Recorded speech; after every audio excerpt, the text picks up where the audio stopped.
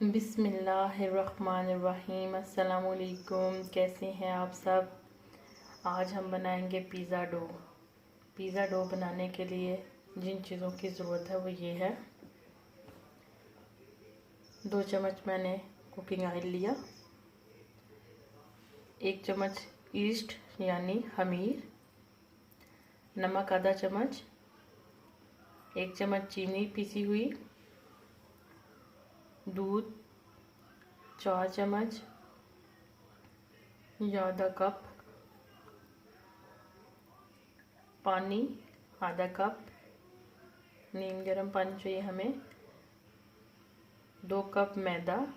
चलें शुरू करते हैं। मैदे में सबसे पहले पीसी हुई चीनी 1 चम्मच,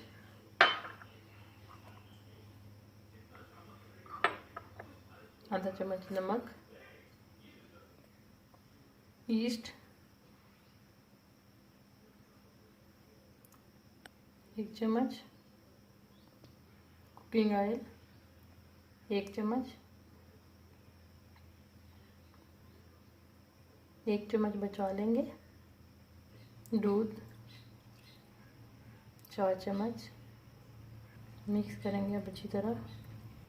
आधा कप पानी शामिल कर लेंगे। नीम गरम। हाथ की मदद से पिज़्ज़ा डो अच्छी तरह गूंद ली। अब इस पे ऑयल लगाएंगे ब्रश की मदद से।